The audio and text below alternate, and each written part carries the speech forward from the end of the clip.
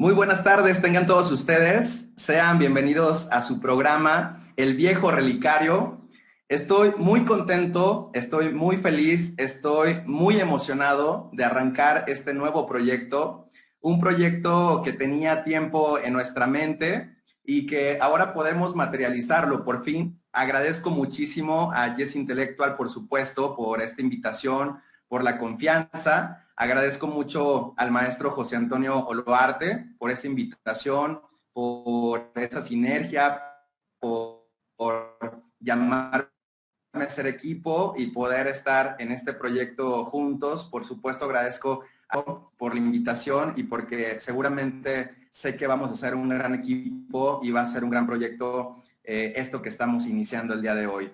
Gracias a Juan Carlos Sierra, por supuesto, que nos va a estar acompañando en las transmisiones día a día. Y bueno, pues quiero compartir con ustedes que en esta alegría, en este día tan motivante para mí, agradezco mucho a Dios, agradezco mucho la vida, agradezco al universo por esta oportunidad que me da, que nos da de poder estar juntos con todos ustedes. Gracias a mi familia, gracias a mis padres, gracias a mis hermanos, a mis sobrinas, a mi abuelita, a mis tíos, a mis primos, en fin, a todos aquellos amigos y a toda aquella gente que siempre ha estado ahí detrás de las cámaras apoyando incondicionalmente este tipo de proyectos tan importantes y tan interesantes en este trayecto. Por supuesto, gracias a todas aquellas personas que me han abierto la puerta para hacerme parte de estos grandes proyectos que han sumado conocimiento, han sumado, por supuesto, experiencia a esta trayectoria profesional. Y pues gracias a todos mis maestros también, no puedo olvidarme de aquellos maestros de la universidad, por supuesto, de las universidades en las que he podido estar, a los maestros de posgrado, pero sobre todo aquellos maestros de la vida, ¿no? Aquellos maestros que dejan huella en el corazón, en la mente, y por supuesto, pues esto nos ayuda a forjarnos de manera importante en este camino.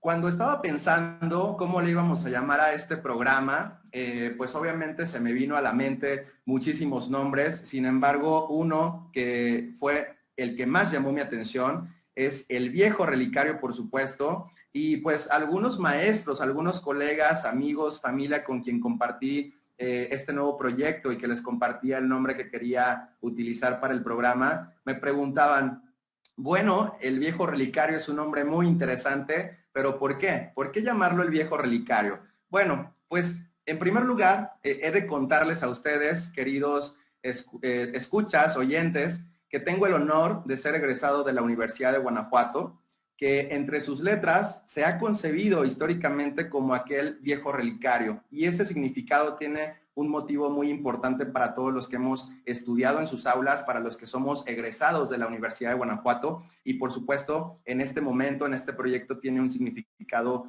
muy especial para mí.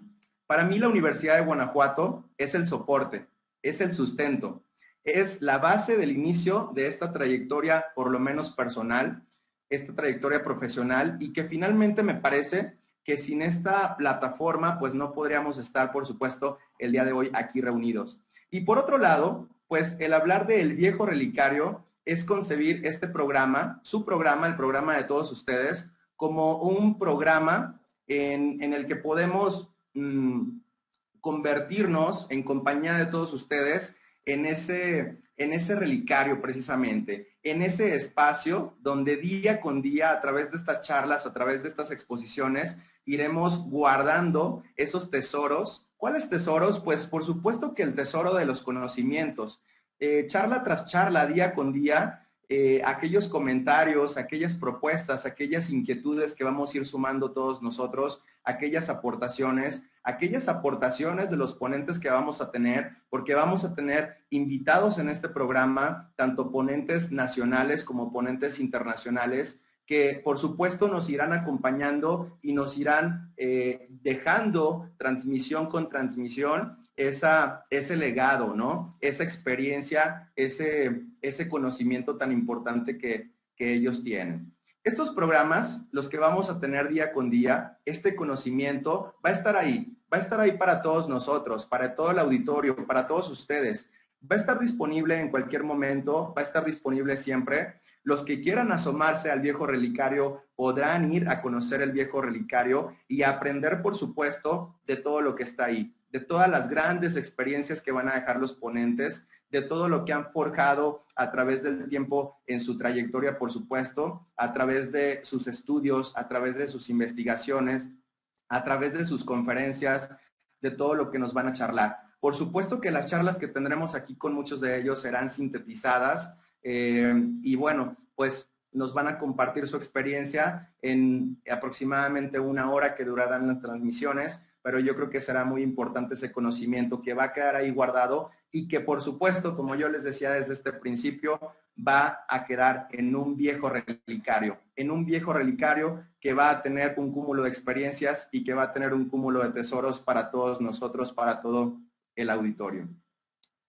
El programa, en su principal sentido, quiero contarles, es un programa de radio, por supuesto. Se va a poder estar transmitiendo a través de las redes sociales, pero su principal enfoque es que nos puedan escuchar a través de la radio.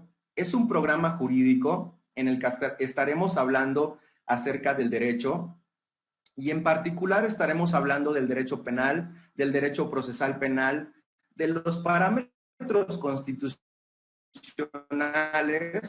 del derecho constitucional, del derecho procesal constitucional desde el 2011, como lo es la reforma a los derechos humanos.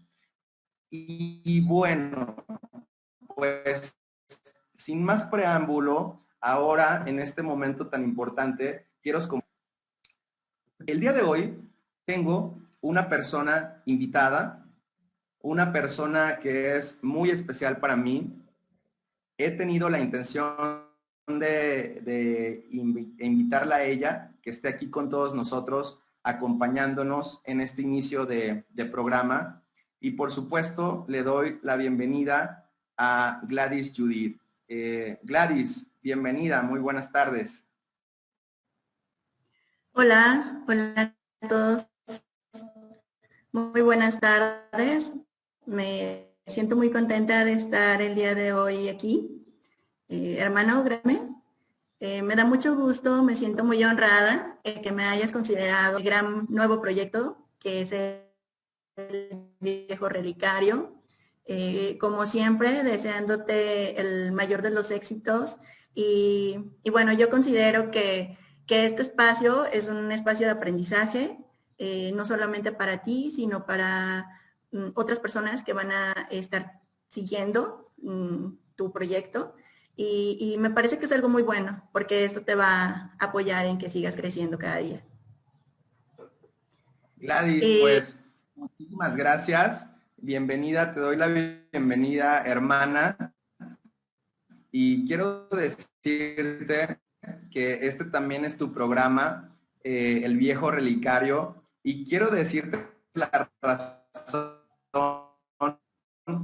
de invitarte, la razón por la que el minuto es con nosotros, y es porque lo he elegido, que tú seas la madrina de este gran proyecto, de este gran programa, del programa El Viejo Relicario. Y bueno, te quiero compartir que por supuesto se me pasaron por la mente 1 millón de juristas para tenerlos como invitados el día de hoy. Por supuesto, muchos de ellos que son muy importantes para mí, pero he de decirles a todos, a todo el auditorio que nos está escuchando y por supuesto a ti, que este pequeño homenaje también es un homenaje para ti, el invitarte como madrina, porque pues quiero contarles que mi hermana, desde que yo era muy pequeño, siempre ha sido para mí un ejemplo de vida. Desde muy pequeño me ha tomado de la mano, así lo considero yo, y me ha acompañado en momentos muy importantes de mi vida. Siempre ha estado detrás de cámaras, alentando, por supuesto, cada uno de los proyectos en los que he tenido oportunidad de emprender y siempre me ha motivado a seguir adelante. Aún en aquellos momentos en los que otras personas no han creído mucho en esos proyectos, esas locuras que me he aventurado a hacer, pues ella ha estado ahí para mí apoyándome. Y pues Gladys, muchas gracias por estar aquí, por aceptar la invitación, por darte el espacio de acompañarme en un día, en un momento tan especial y por siempre acompañarme en todas estas locuras. Y bienvenida al Viejo Relicario, que también, como lo decía, es tu programa, hermana. Muchas gracias. Gracias por tus comentarios. Los tomo y los guardo en mi corazón y bueno, es muy especial para mí.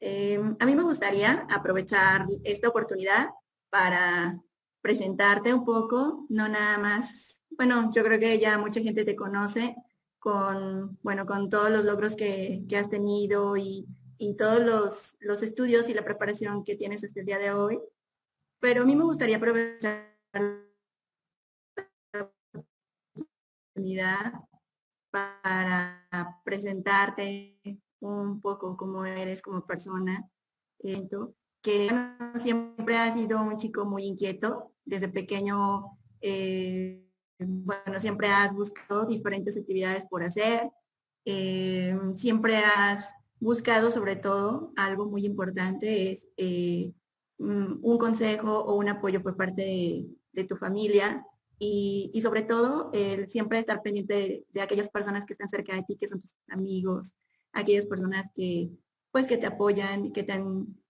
han dado los consejos formativos que te han llevado hasta donde estás el día de hoy y que siempre los tienes muy presentes. Eso la verdad es que es algo que reconozco en ti.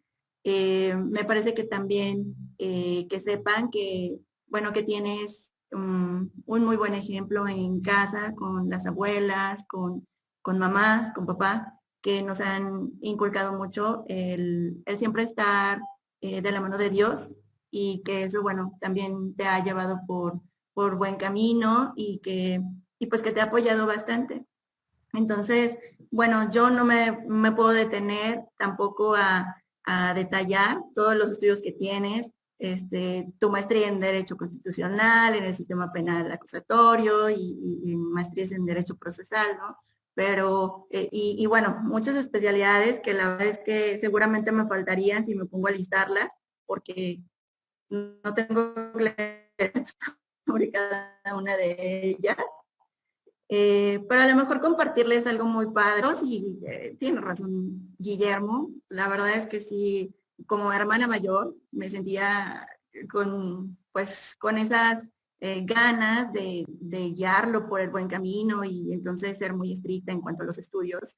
Y yo le decía siempre, yo te voy a apoyar en lo que requieras, pero siempre y cuando tenga que ver con los estudios. Y recuerdo mucho un regalo de cumpleaños él estaba muy contento porque iba a celebrar su cumpleaños y entonces yo llegué con un regalo que yo sabía que él quería mucho, pero digo no tanto como un auto, pero yo sabía que era algo que él necesitaba para sus clases y era el diccionario jurídico de la UNAM. Entonces, curiosamente venía una tarjeta en donde, en donde decía, bueno, ¿qué pensabas? ¿Que era un auto? Pues no, no era un auto, pero sin embargo yo sabía que eso en algún momento te va a apoyar a que un día lo tengas. Entonces creo que se lo tomó muy en serio porque, bueno, a partir de ahí empezó a decirme, oye hermana, fíjate que voy a hacer una maestría, oye, ahora una especialidad, oye, ahora otra maestría, oye, ahora otra especialidad. Hasta que yo le dije, oye, tranquilo, o sea, no tienes por qué estar estudiando cada mes algo diferente, ¿no? Y decía, no, pues es que ya terminé y tengo que seguir preparándome y todo. Hasta que un día que me dice, oye, tengo la maestría en sistema penal acusatorio. Yo decía, no sé qué es eso, pero me llama mucho la atención. Así que me enteré que iba a dar un diplomado en ese tema y pues fue a inscribirme. Y dije, bueno, pero yo no lo voy a decirle porque pues tengo que ser la alumna y él me tiene que enseñar como maestro. Entonces, no, desde el día uno, o sea, el maestro fue mi maestro súper estricto. O sea, no volteo a ver mi hermana está aquí, entonces voy a ser condescendiente con mi hermana, para nada. O sea, fue algo muy padre, fue un tema que a mí me encantó, a pesar de que, bueno, yo soy licenciada en economía y no había vuelto a ver para nada el tema de juicios orales y esto. Pero la verdad es que fue un tema muy interesante, aprendí bastante, pero lo que sí fue así como para mí súper nervioso fue que al final me llevó a hacer mi defensa a una sala de oralidad, entonces, del Poder Judicial. Entonces, yo estaba totalmente sorprendida, nerviosa, impactada, como si de verdad estuviera en algo real, ¿no? Yo la verdad es que hoy, hermano, quiero reconocerte todo lo que has hecho realmente también el cómo transmites a los demás o cómo compartes con los demás esos conocimientos que tú tienes, la verdad es que es algo muy valioso.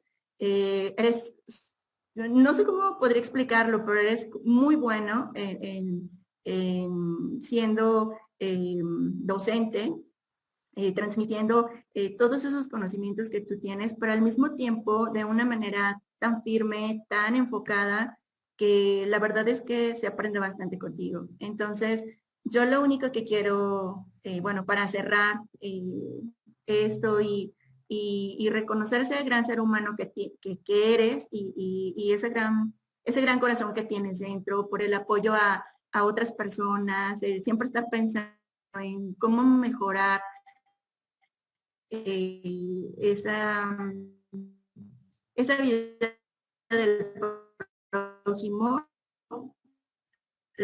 La verdad es que es algo, pues, súper valioso. Entonces, diciendo que en todo momento enfócate en disfrutar todo aquello que vas viviendo en el camino, porque realmente lo que importa es aquello que vas conociendo, la vida de las personas que te vas topando día con día y no necesariamente el fin, sino lo que vives todos los días.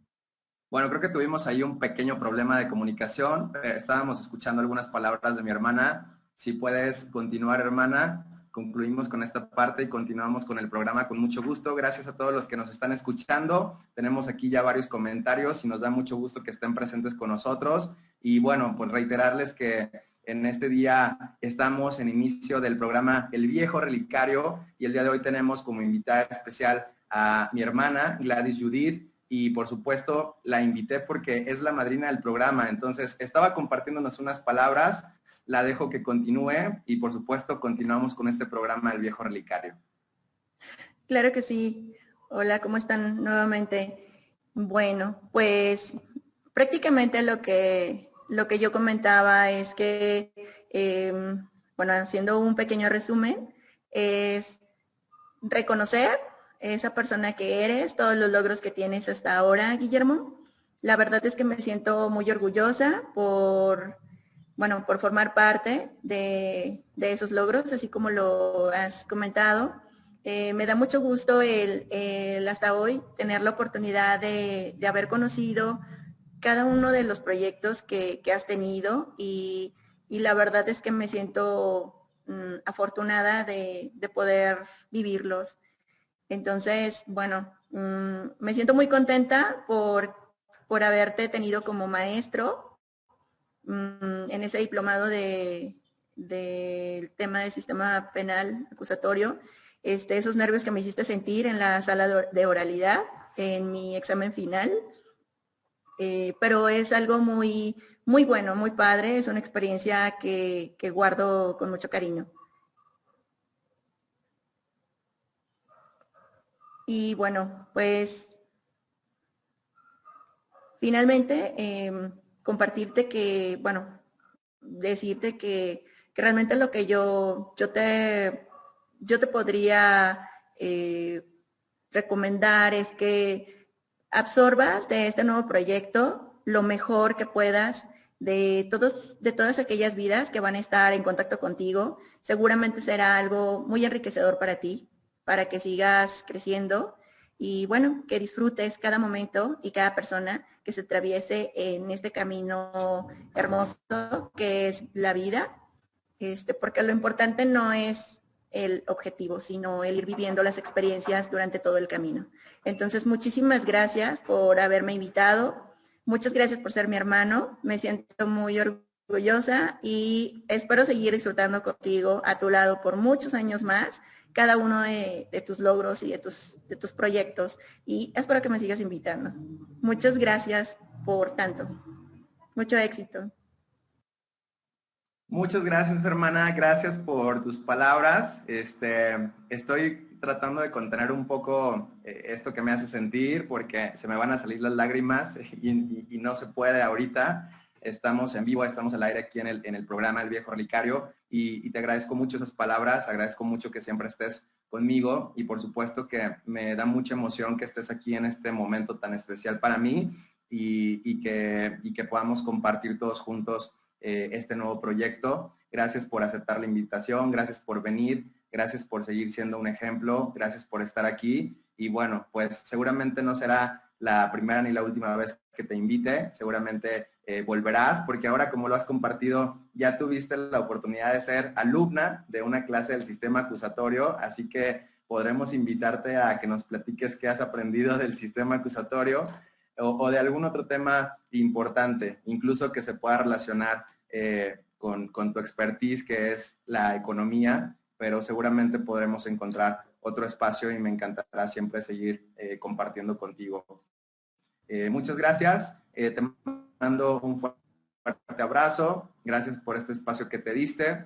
Vamos a continuar con el programa. Y bueno, pues gracias también por tus palabras de éxito. Eres la madrina. Estas palabras son muy importantes para darle para adelante en este programa, que nos vaya muy bien, que sea de mucho éxito, que sea de mucho interés para la gente y por supuesto que no tengamos ningún inconveniente o ningún problema en que cuando estén aquí nuestros invitados podamos disfrutarlos con mucho gusto y que podamos aprender mucho de ellos y que se pueda forjar con el tiempo lo que el programa del nombre lo dice, ¿no? Este viejo relicario, este gran cúmulo de tesoros que vamos a tener y pues qué bueno que puedas estar acá en la iniciación. Entonces te mando un abrazo muy grande, muchos besos y espero que sigamos disfrutando de esto. Gracias. Claro que sí. Hasta luego. Te veo pronto. Besos. Te quiero. Bye, bye. Bye. Pues muchas gracias. Gracias a todos los que están aquí escuchándonos en este programa El Viejo Relicario. El día de hoy iniciamos con este nuevo proyecto. Hemos tenido en esta primera parte del programa a una invitada muy especial, a mi hermana Gladys Judith, que ha sido la madrina del programa. Como lo dije al principio, la hemos invitado porque ha sido parte importante de los proyectos importantes de mi vida y no podía faltar en este momento tan especial. Acabamos de despedirla, esperemos que haya sido, como lo fue para nosotros, un momento emotivo en esta iniciación de proyecto, pero bueno, vamos a continuar platicándoles qué vamos a ver en este programa, de qué se va a tratar, qué es lo que vamos a estar viendo para adelante y que por supuesto ustedes en este programa inicial conozcan lo que vamos a tener en las próximas semanas, en los próximos meses. Este programa del Viejo Relicario, como lo comentaba, la intención es que sea un lugar, un espacio donde guardemos mucho conocimiento a través de las charlas que vamos a tener con los diferentes profesores. Lo importante es saber de dónde inicia nuestro derecho, de dónde inicia ese conocimiento, esa necesidad de tener normas, esa necesidad de tener legislaciones, esa necesidad de tener diferentes poderes como el legislativo, el ejecutivo, el judicial, que finalmente nos van a servir de sustento para entender nuestro estado, el funcionamiento, ¿no? Yo he escuchado de repente por ahí cuando nos hemos preguntado, nos hemos cuestionado, y bueno, ¿para qué sirven los abogados? ¿Qué necesidad o para qué podemos utilizar a un abogado? ¿Para qué utilizamos las normas? ¿Para qué existe el derecho? ¿Por qué tenemos una constitución? ¿Por qué tenemos leyes generales? Y bueno, pues es importante que nosotros partamos desde ese inicio, de darnos cuenta, de saber, de concebir, de tener conciencia de cuál es la importancia para nosotros de contar con normas, de contar con el derecho, de contar con abogados que nos puedan apoyar a solucionar problemas dentro de esta existencia social que tenemos inevitable, ¿no? Entonces, este programa lo queremos hacer paso por paso para que nuestro auditorio, como yo lo dije desde el principio, no solamente los juristas, sino aquellas personas que estén interesadas en saber de un problema en particular, que cuando podamos anunciar que vamos a tener a cierto ponente con cierto tema, por ejemplo, se me ocurre tal vez un ponente que hable sobre la presunción de inocencia o un ponente que hable sobre la prisión preventiva y que ojalá que nunca estemos en un supuesto de que tengamos que conocer a una persona que esté en prisión preventiva o mucho menos que nos toque a nosotros,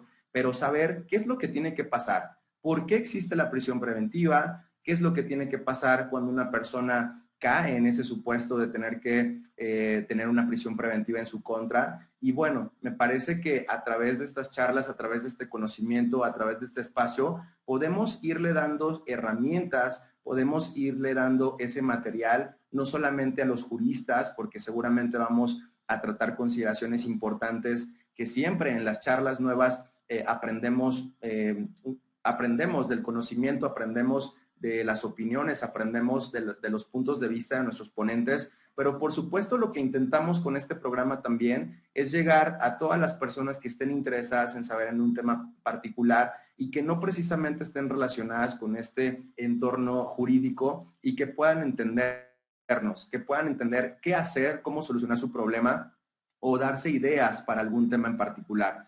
Entonces, ¿cómo podemos llegar a estas personas? Pues creo que desde el primer programa que soy, podemos platicarle al común de los juristas, al común de los oyentes que el día de hoy nos acompañan, de dónde nace este derecho, de dónde nace la necesidad. Podemos remontarnos mucho tiempo atrás, inclusive ir a revisar algunas posturas, algunos postulados de algunos filósofos del derecho y filósofos en general desde hace muchos años atrás y concebir que en efecto fueron viendo o fueron analizando el comportamiento en sociedad y fueron viendo la necesidad de generar a lo mejor unas reglas necesarias, normas para poder vivir, para poder tener una sana convivencia dentro de la sociedad. ¿Por qué? Bueno, pues porque si nos remontamos, por ejemplo, a la época de cuando los hombres salían a cazar los mamuts o los animales para poder alimentarse, pues nos podemos dar cuenta que tal vez se podía vivir o se podía convivir en una sana convivencia y a lo mejor cada quien podía disfrutar de lo que había cazado en el día. ¿Qué pasa cuando aquellas personas que incluso, muy sonado estos casos en que tenían mayor fuerza que otros, se empiezan a aprovechar de esa fortaleza y empiezan a abusar de otras personas? ¿Qué pasa cuando va la persona más fuerte y se aprovecha del más débil que ha pasado todo el día de cacería y entonces le quita su comida o la comida de su familia? Bueno, pues entonces empezó a haber abuso de esa situación social y en algún momento las personas concibieron la necesidad de dar esa potestad, de dar ese, le llamamos Estado, y que por supuesto le damos esa parte de nuestros derechos para que pueda vigilarnos, para que pueda protegernos, para que pueda crear normas que nos permitan convivir y vivir en sociedad sin ningún problema. Y a través de los años entendemos que esta forma de crear un Estado, de crear un ordenamiento jurídico, pues en algún momento encontramos un contrato social, ¿no? Encontramos diferentes momentos históricos de la vida del hombre, como lo puede ser, por ejemplo, la Revolución Francesa, que detonó en la construcción de normas importantes, de criterios importantes, que detonó, por ejemplo, en pensadores que empezaron a hablar del principio de división de poderes, de que era necesario o que era bueno vivir en un Estado democrático de derecho y de que era bueno finalmente forjar a lo mejor un contrato social. Ese pacto que tenemos entre todos los gobernados para poder, como yo decía, ofrecer esa parte de nuestros derechos y que podamos crear un Estado que pueda vigilar y garantizar esos derechos. Y bueno, a través de la historia podemos verificar cómo ha ido transformándose el derecho, cómo en algunos momentos de la historia de la humanidad hemos tenido parlamentos que han dominado esa institucionalización de la protección de derechos para los gobernados, esa administración de derechos, que en algún momento ha pesado más las decisiones de un poder judicial, que en algún momento hemos visto estados que han vivido a través del presidencialismo y que podemos encontrar muchas formas de gobierno en diferentes países aún en el mundo, aún en este 2021. Pero ¿qué pasa con el Estado mexicano? Bueno, pues es importante ver qué ha pasado con el Estado mexicano en su sistema constitucional, en su sistema normativo. Pero bueno, es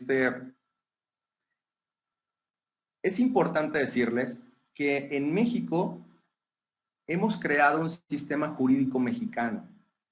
La mayoría de los países han adoptado regímenes constitucionales que reconocen la existencia, como yo decía, de tres poderes fundamentales: el poder legislativo, el poder legislativo, el poder judicial, y también han pugnado por el respeto a los derechos humanos, que en México, por ejemplo, hubo una transformación hace muy poco, para el año 2011, de pasar de garantías individuales, que en algún momento hablaremos de este tema, a pasar a ser derechos humanos como lo concibe el primero constitucional de nuestra actual Constitución.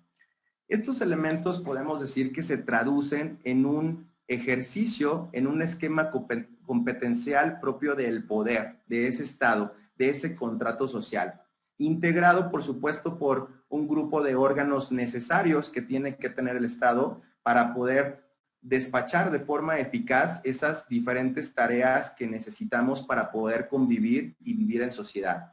En todo caso, la fuente del funcionamiento gubernamental ha debido instrumentarse en dos grandes vertientes entonces. Ese principio de división de poderes de los que yo he hablado y esos derechos fundamentales necesarios para que el hombre pueda vivir y convivir en sociedad. Sin lugar a dudas, el estudio de la evolución constitucional mexicana en particular, como lo dije, vamos a hablar de nuestro país, retomándonos un poco a lo que ha pasado en la historia de la humanidad, pero centrándonos también en qué es lo que ha pasado particularmente en nuestro país. Bueno, pues esa evolución constitucional mexicana, así como la evolución de los derechos públicos subjetivos y los límites que se imponen a las autoridades de gobierno para que no nos afecten nuestros derechos fundamentales, puede facilitar esa comprensión de los derechos que gozamos los ciudadanos o los gobernados. Los gobernados somos todos nosotros, somos todas las personas que estamos conviviendo, los que nos subimos al transporte público, los que estamos en la oficina, los que estamos afuera de un tribunal llevando una demanda, pidiendo que se nos proteja un derecho fundamental, pidiendo que se nos haga justicia. Bueno, pues todos esos gobernados debemos entender que existen medios procesales o que existen instancias jurisdiccionales que son disponibles para resolver esos conflictos derivados de leyes. Yo me quedaba pensando hace poco cuál puede ser la diferencia entre aquellos que salen a la calle a protestar exigiendo derechos fundamentales o protección o garantización de derechos fundamentales al Estado, con aquellos que en lugar de protestar o manifestarse, van a través de un escrito, a través de una demanda, a exigirle al Estado que les cumpla el derecho. Entonces, muchas veces es necesario tal vez utilizar la doble vía, por ejemplo, en esta necesidad del respeto a los derechos de la mujer, que han sido mucho violentados a través de la historia y por supuesto en los últimos años en nuestro país, y que las mujeres mismas o los que estamos convencidos de que sí tiene que haber una transformación para el respeto de los derechos de la mujer, pues tal vez muchas veces lo hemos manifestado de manera pública a través de marchas, a través de manifestaciones, pero también hemos utilizado estas instancias jurisdiccionales, estos instrumentos procesales que tenemos a nuestro alcance para poder pugnar y para poder exigir que se respeten esos derechos. Entonces, es importante saber que tenemos esta conducción procesal a nuestro alcance para poder exigir a la autoridad que se respeten los derechos fundamentales y por supuesto que no se violenten derechos fundamentales. Para entender esto, podemos remontarnos a cuáles son los antecedentes históricos para llegar hasta lo que tenemos el día de hoy en nuestro sistema jurídico mexicano. Miren,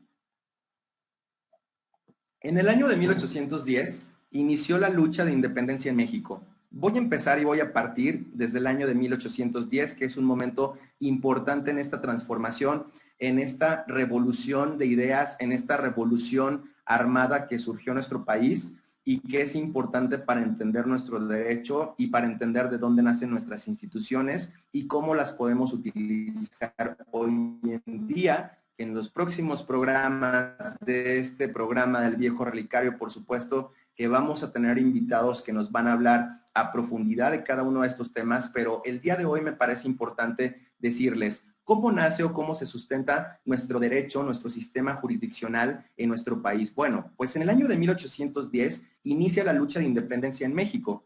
Sin embargo, podemos decir que el primer registro legal donde se establecieron los ideales del naciente Estado mexicano se remontan incluso a 1814. ¿En dónde o en qué momento? Bueno, pues se publica el Decreto Constitucional para la Libertad de la América Mexicana, elaborado, entre otros grandes personajes de la historia mexicana, por uno que conocemos muy bien todos nosotros, que fue José María Morelos. A través de esta disposición que crean estos personajes importantes en nuestra historia, bueno, pues se pretendía o pretendían ellos dar un sustento constitucional al movimiento de independencia. Recordemos que en ese momento nuestro país estaba pasando por un proceso de independencia, por una guerra de independencia como lo hemos conocido, pero sin embargo este documento digamos que nunca tuvo vigencia, nunca logró esa formalidad, pero podemos encontrarlo como el primer documento de aquel contrato social del que yo hablaba hace un momento, necesario, que requiere una sociedad para poder configurarse en esa protección de derechos. Bueno, en nuestro país fue uno de los primeros documentos que pudimos tener a la mano para esta situación. Posteriormente, para el día 4 de octubre de 1824, se promulgó la Constitución Federal de los Estados Unidos Mexicanos, la primera constitución que se tiene más o menos conciencia, que se creó a través de un proceso constituyente.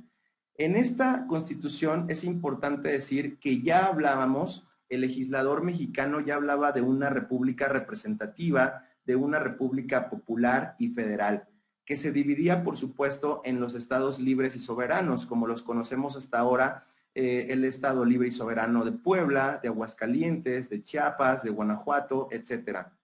Además, que en esta Constitución es importante decir que ya se instauraba ese principio de división de poderes del que yo he hablado desde hace un momento en el programa. ¿Cuál? Pues los poderes legislativo, ejecutivo, judicial, que este concepto lo tenemos desde más o menos los años de la Revolución Francesa a la fecha y que ha sido importante el respeto de este principio en los estados democráticos. Y también entendemos que en esta Constitución se creó o se estatuyó un Congreso con dos cámaras, tanto el Congreso con los diputados y por otra parte con los senadores. En sus inicios, esta nación mexicana, nuestro país, se regía por algunas leyes creadas en la época colonial. Imagínense, en ese momento de la historia de nuestro país, aún si pasaba algo, si teníamos que verificar qué pasaba con un contrato o qué pasaba con una orden de una autoridad o qué pasaba con una violación a un derecho humano en ese momento, bueno, pues todavía se tenía que ir a esas leyes creadas en la época colonial para poder resolver los conflictos. Entonces, era importante que para México, para nuestra nación, ya hubiera una normatividad que pudiera regirnos como gobernados mexicanos. Entonces, en ese momento empieza esta transformación y esta necesidad de que se superen, de que se dejen de utilizar esas leyes creadas en la colonia y que empiecen las leyes mexicanas de un nuevo Estado mexicano y que desde entonces creaba principios de un Estado constitucional de derecho. Entonces, estas leyes fueron gradualmente sustituidas a través de estos ordenamientos que en principio fueron construyendo los diputados, los legisladores mexicanos y que fueron derogando o dejando sin efecto esas leyes creadas en la colonia y que dieron paso a este nuevo ordenamiento constitucional. Durante las 2 décadas siguientes a este momento histórico que les estoy comentando, los constantes desórdenes en el país, el lento desarrollo económico que teníamos en ese momento y que tal vez podemos tener en algún momento de la actualidad, los intentos que tenía el Estado mexicano por una reforma liberal, motivaron que el Congreso expidiera algo que conocimos en la historia como las 7 leyes constitucionales, la de 1835 y la de 1836 posteriormente.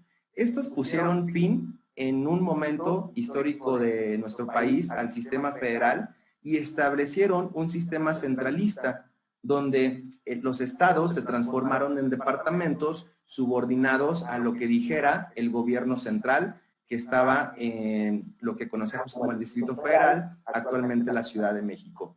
Es importante señalar que en esta Constitución de la que estoy hablando se mencionan los derechos de los mexicanos y habitantes de la República, procedentes de lo que hasta antes de la reforma constitucional a derechos humanos del 2011 se concebían como las garantías individuales, lo que en algún momento llegamos a conocer como garantías individuales. Bueno, pues ya estaban inmersas en este ordenamiento constitucional.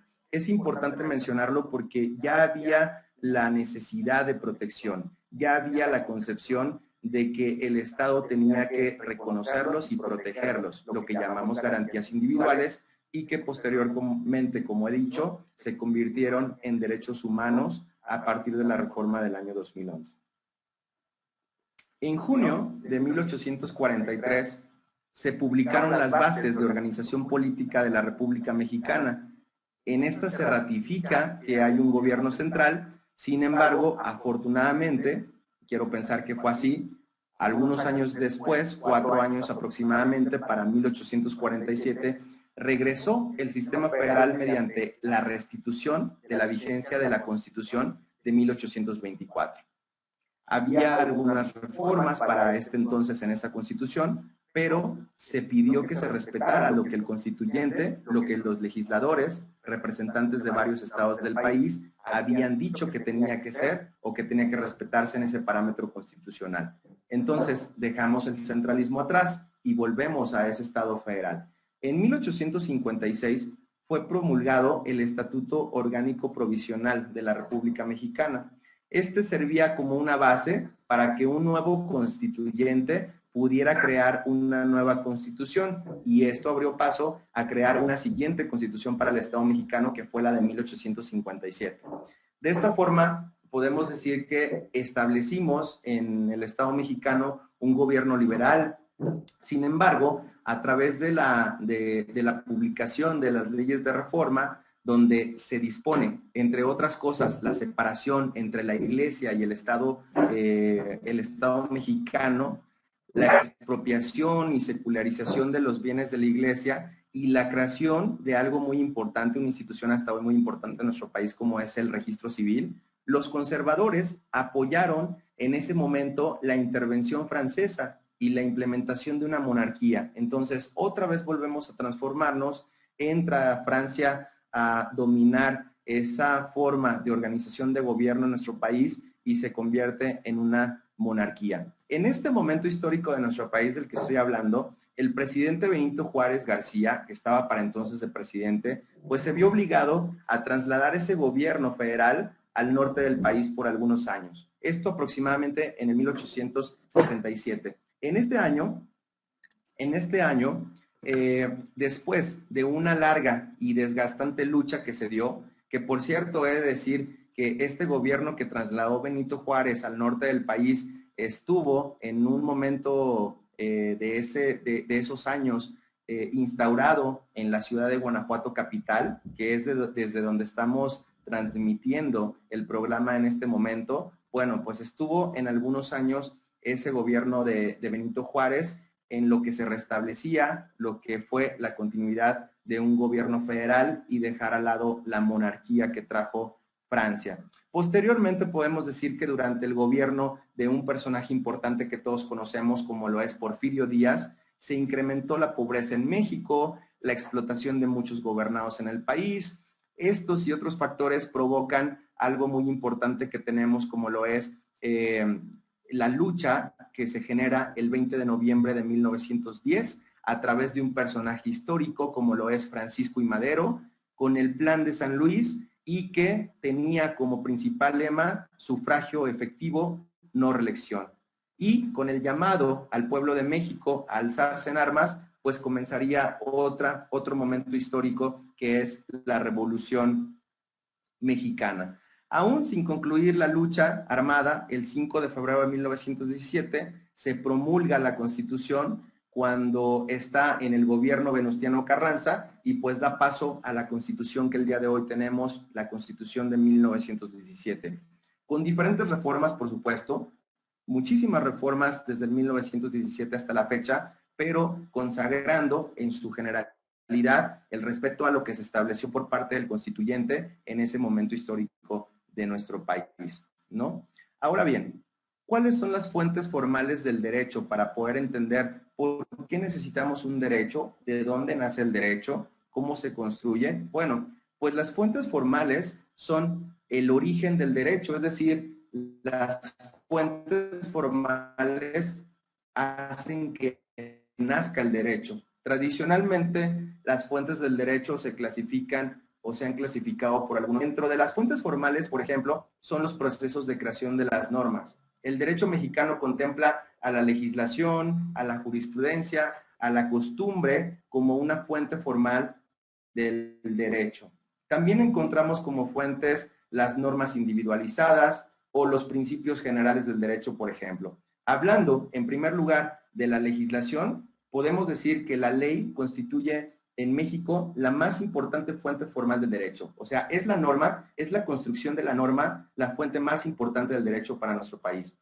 En el ámbito federal, pues es un proceso legislativo que está previsto en el 71 y en el 72 de la Constitución Federal y consta de 6 etapas, que son la iniciativa, la discusión, la aprobación, la sanción, la publicación y el inicio de vigencia.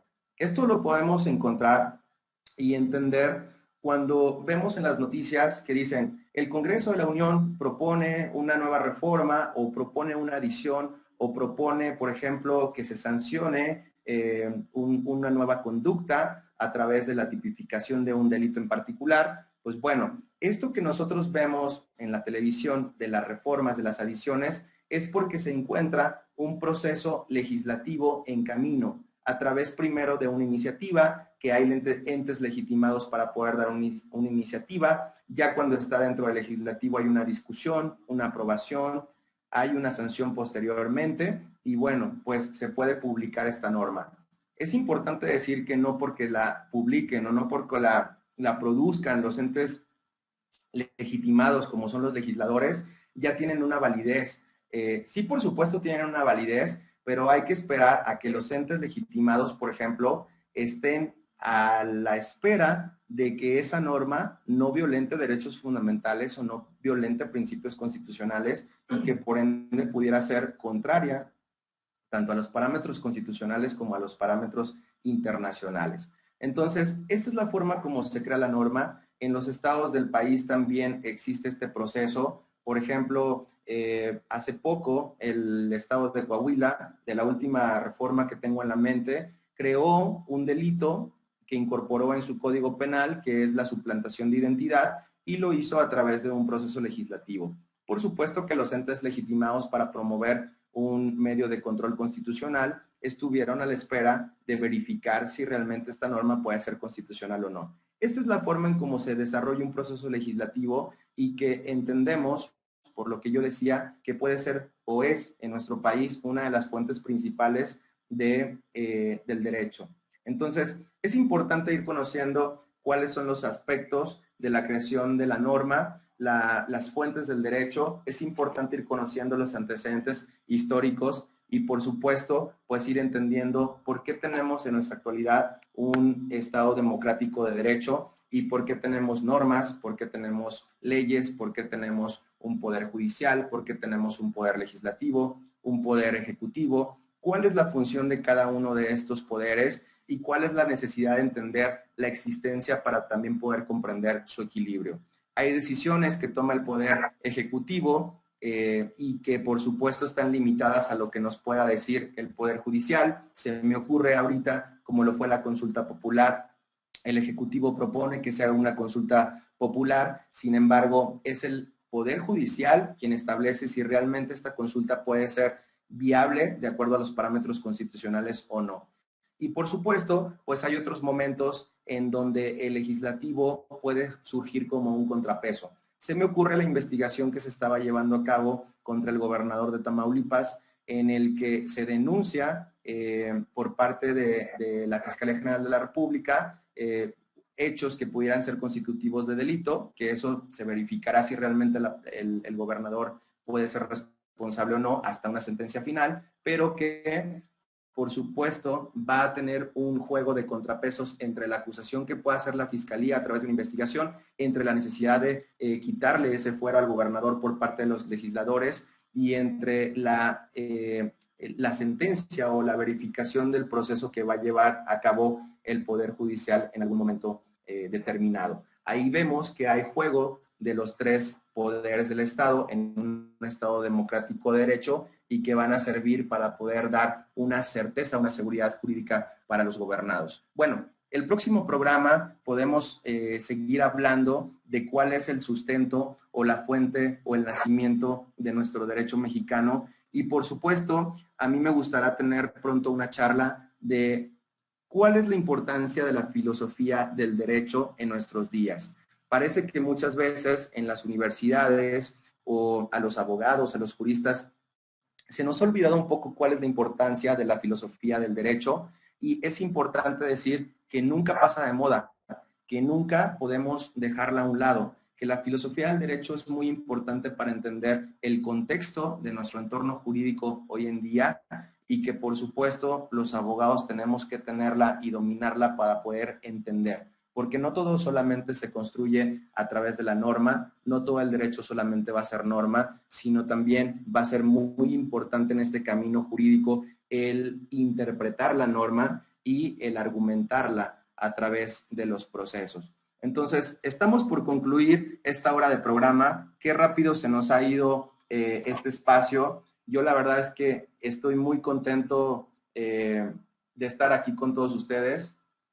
Y por supuesto darles la bienvenida a El Viejo Relicario, este programa, este proyecto que teníamos mucho tiempo de estarlo planeando, de estarlo haciendo posible y que el día de hoy pues hemos logrado consolidar a través del primer paso que es nuestro primer programa y estaré muy contento de que puedan seguirnos y que puedan acompañarnos en los siguientes programas con muchos invitados muy importantes. Intentaremos tener pronto invitados, tanto mexicanos como extranjeros, invitados importantes a nivel internacional y que sus criterios el día de hoy son muy necesarios comprenderlos y entenderlos y escucharlos para nuestro ejercicio profesional. Entonces, yo les mando un abrazo muy fuerte. Me dio mucho gusto haber charlado el día de hoy con ustedes. Me dio mucho gusto que pudieran acompañarnos en la bienvenida y que pudieran disfrutar de esta charla que tuvimos en esta tarde de semana.